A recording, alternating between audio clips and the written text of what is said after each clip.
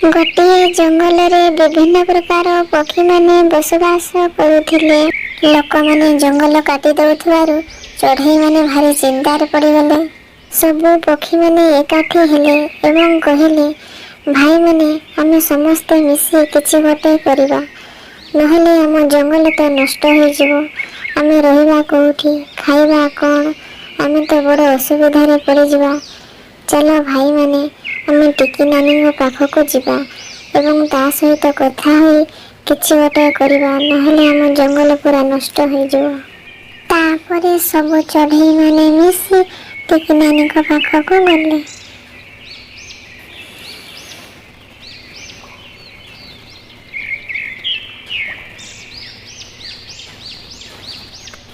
टिकी चढ़ई कहिला, कौन होइछि पक्षी माने, तुमे एका संगरे समस्ते एठिके आसीछ जे, कौन कहुछ?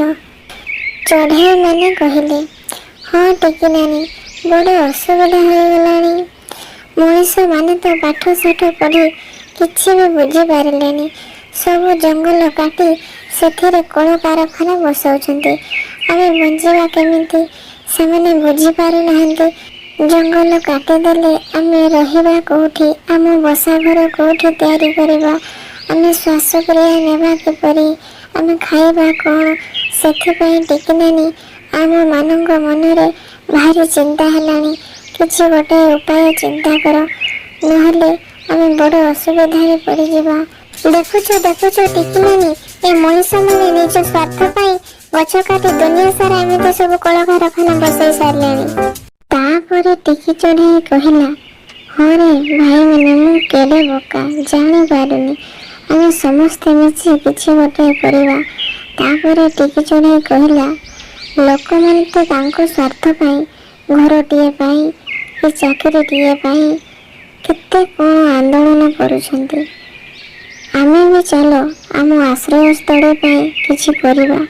आमे भी तांको गाँ रे जाई आंदोलन करिबा। आम जंगल सेमाने काहेकि काटी पकाउछन्ति, आम घर को सेमाने काहेकि नष्ट कर दउछन्ति, आमे भी आंदोलन करिबा।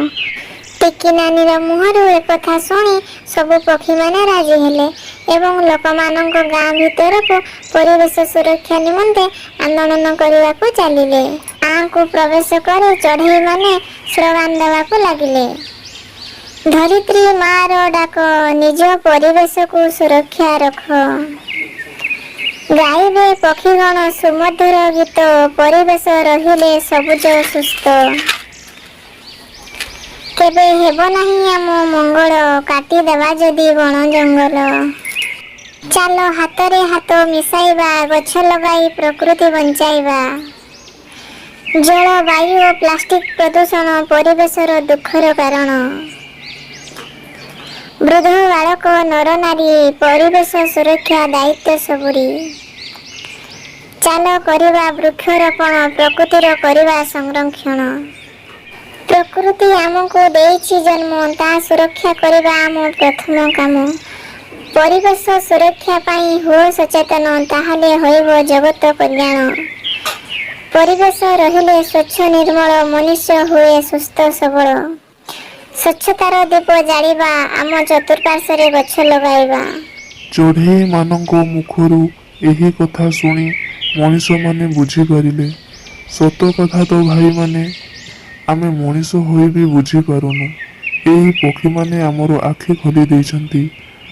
आजी आमे जंगल काटी देउथबारु अम्लजान गैस रो परिमाण एते मात्रा रे कमी गलानी जे एबे मेडिकल गले आग देखिबाकू पाइबो छोट छोट शिशु माने जन्म ठारू आरंभ करी 6-7 वर्षर शिशु मानक देहरे भी ऑक्सीजन लागुची।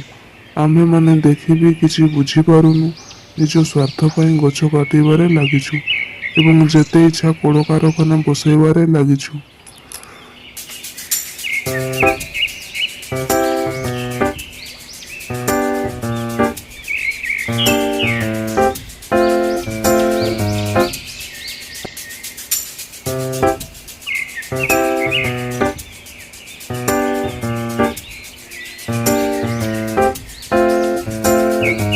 हाँ हाँ भाई माने आगरे लोक माने ज्वर झाड़ारे मरुथिले, କିନ୍ତୁ ଏବେ ଅଧିକାଂଶ ଲୋକମାନେ ଛୋଟ ଛୋଟ ଶିଶୁମାନେ ସବୁ ଅକ୍ସିଜେନ୍ ଅଭାବରେ ମରୁଛନ୍ତି। ତଥାପି ଶିକ୍ଷିତ ଦୁନିଆର ମଣିଷ ହୋଇ ବି ଆମେ କିଛି ବୁଝିପାରୁନୁ। ଆଜି ଅମ୍ଳଜାନ ଅଭାବ ହୋଇ ନିଜେ ନିଜକୁ ମାରିବାର କାରଣ ହେଉଛୁ ଆମେ ନିଜେ ମଣିଷମାନେ।